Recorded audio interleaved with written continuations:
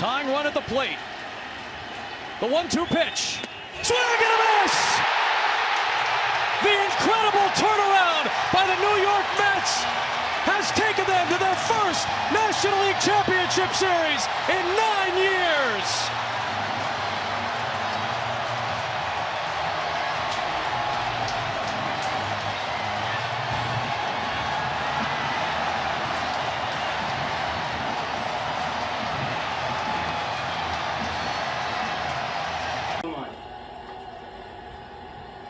Come on. Hit the glove. Tying run at the plate. Hit the glove. The 1-2 pitch. Got him! Yay! By the New York Mets has taken them to their first National League Championship Series in 9 years. Babe, they won. Yeah, we won. He couldn't get home!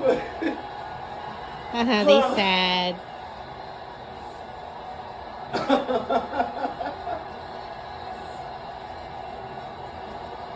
Never doubted you, Edwin. My God. The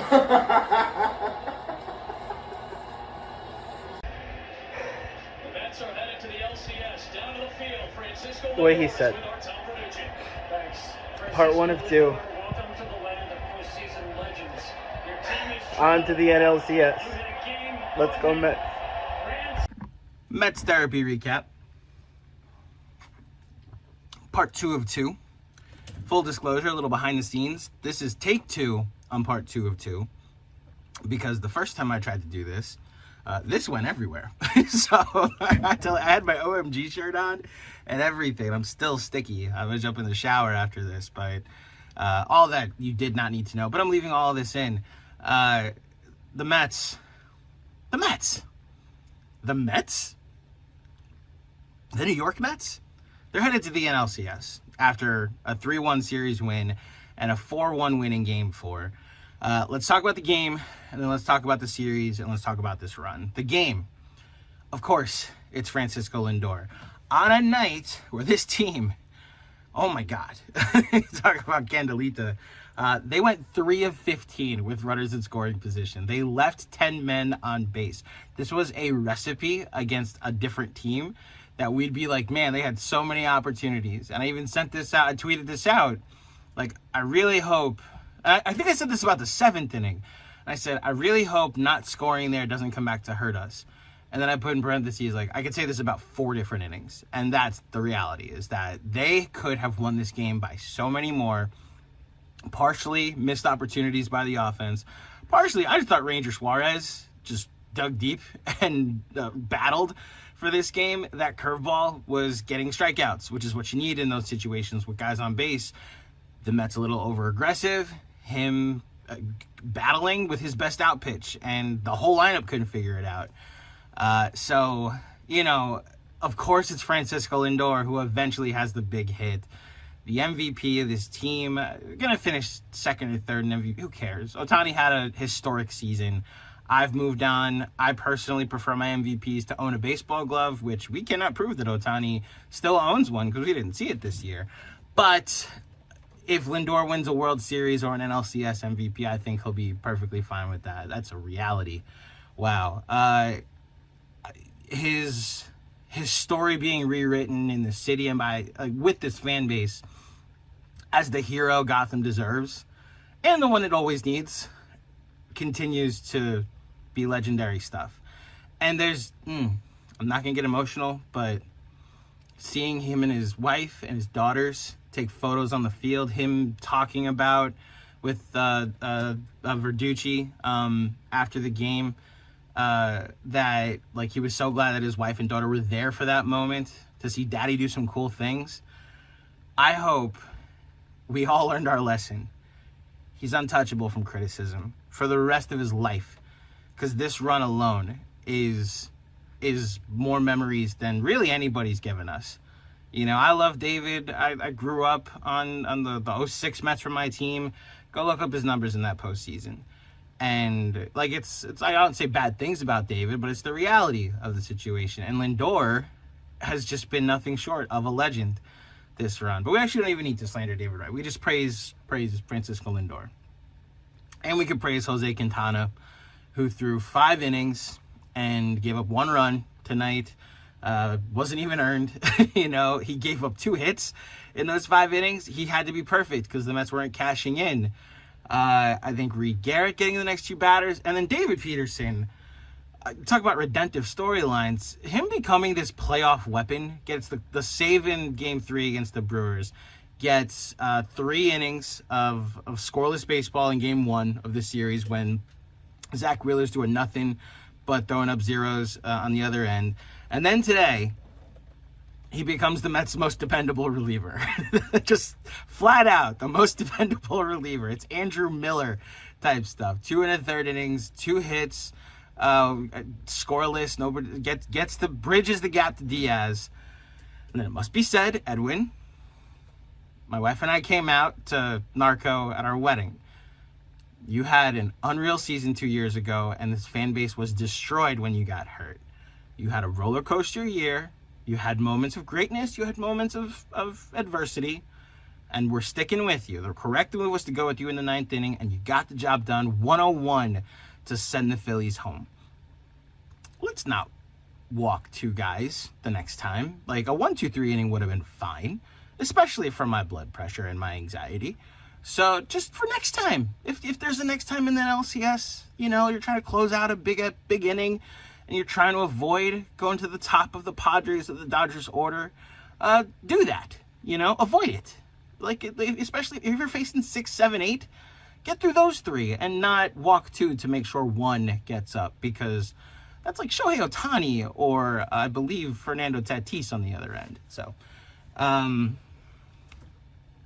this run, I think the question for every Mets fan, at least the one I have at this point, is when did you know? When did you feel the magic that has been around this team? Like, when was the first moment that you're like, all right, something's different? The April and May were awful, and this June thing was cute for a while, but now there's something going on here. Now, I know my moment of magic, and it was the Candelita when Jose Iglesias had the impromptu concert, and it was like, all right, something's going on here. That this is chemistry. Like, videos had resurfaced, or had surfaced of him performing it at like a banquet, and all of the Mets teammates joined him. And I was like, there's a little bit of a team chemistry and some family going on here. This is fun. And it seems like we're enjoying fun. And then the Grimace thing became a thing, and Hawk Tua, like Haley Welsh, is now doing stuff with the team, and all of these little moments and luminaries and mascots that they turn to make the team not just fun, but then it doesn't blow up in our face. Like the Timmy Trumpet performing at Citi Field 2 years ago. Go look at what happened to the Mets after that. That actually is a turning point, or really an inflection point on the Mets are contenders, and from that point on, it obviously had nothing to do with it. They played less than perfect ball in September. They were above 500. They were winning games. They're playing some bad teams that could have put that division to bed. And everybody's like, all right, you got too cute with it. I'm waiting for the they got too cute with it moment. They have a pop star playing everyday games at second base, and he's getting big playoff hits and making big defensive plays. Like we have a guy with a pumpkin that's hitting clutch home runs in the playoffs. And I think what's made this run so special for me is the redemptive story arc for everybody, for individual players that, get to rewrite their stories on this team this season. Sean Manaea, Francisco Lindor, probably shouldn't have had to, but did. But Luis Severino, David Peterson, Jose Quintana, these were guys that were like, sell them at the deadline, and here they are, postseason heroes, pitching in important playoff games. Edwin Diaz, I'm going to be surprised if he has a playoff moment the way things are going right now, like a redemptive story arc that way. In fact, you could even point to his Atlanta outing, because he had a moment of adversity and redeems himself in the 9th inning. Look at the lineup. Pete Alonso, redemptive moment. Jose Iglesias, not in baseball, now is back hitting .330 for a team that's going to the NLCS, getting important at-bats. You know, JD Martinez, not given a contract, gets the single to start the rally in the 9th inning. And the big Jesse Winker, like him in New York and the back and forth he had with them, comes here and now he's a New Yorker for life.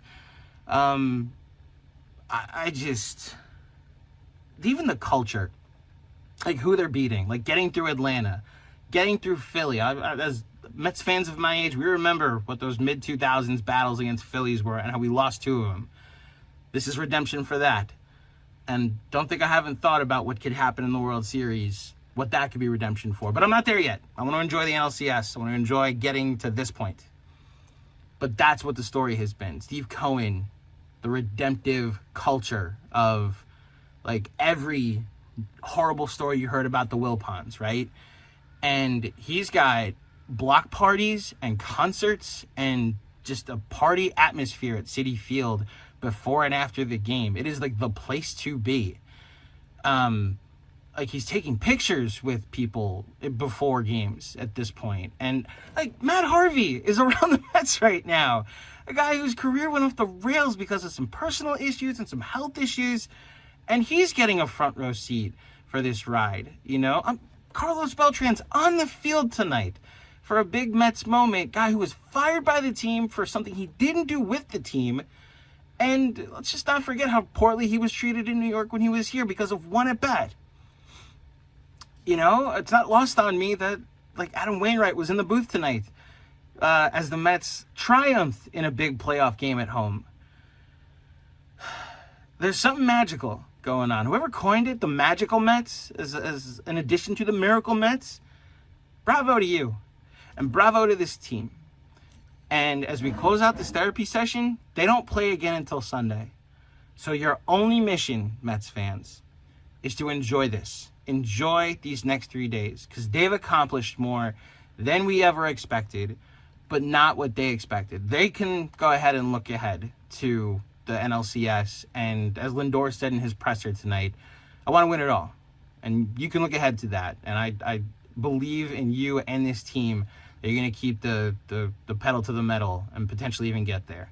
But for now, I'm going to enjoy this because the New York Mets are going to the NLCS. And before I forget, as a Knicks fan, this is important to say, it was 4 months ago that Jalen Brunson and Josh Hart triumphed in a building where 2 banners for their national championships will hang, okay?